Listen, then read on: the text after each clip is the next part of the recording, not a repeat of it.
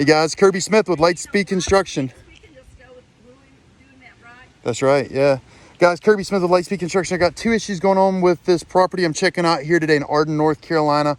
Arden these days being most noteworthy for the Asheville, North Carolina airport and Sierra Nevada Brewery. So if you guys want to try out their beers at the straight from the tap, here's where you do it in Arden.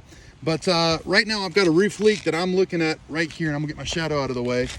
The roof leak's more or less right in the area of this kind of the failure of this shingle, really. But I don't think it's coming in because of this, right? This is granular loss. We're seeing fiberglass. Needless to say, we can seal that up with mastic. But really, sorry, I put my shadow back in.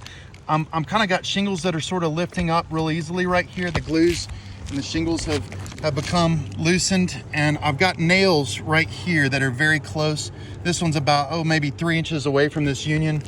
This one's right on the union. As you can see, it's about maybe 1 inch away from the union. And the water just comes here and then separates and leaks in that. That's why the manufacturers and code and everything suggest to have that nail really more about like right here, where there you can see there's another nail. That's about a good spot, right? And then this one, sir?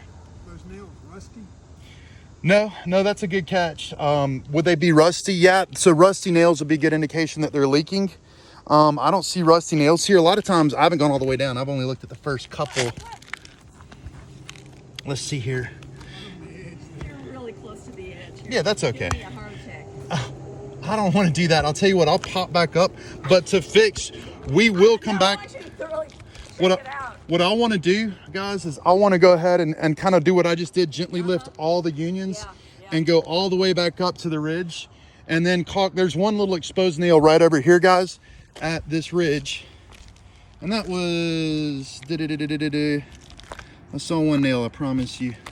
I'm not wasting your time. Yeah, right here. So there's an exposed nail right there, and I'll caulk that one and seal that up real good. Additionally on this slope too, guys, so that should resolve this issue as we just caulk all unions going up.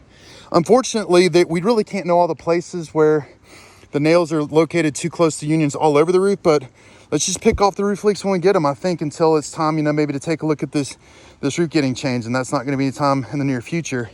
But we do have another need right here. We've got some bowing on the boards of this roof through here, and this is going to be shingles up, nail the boards, shingles back down. Right, it's only for about 2 feet.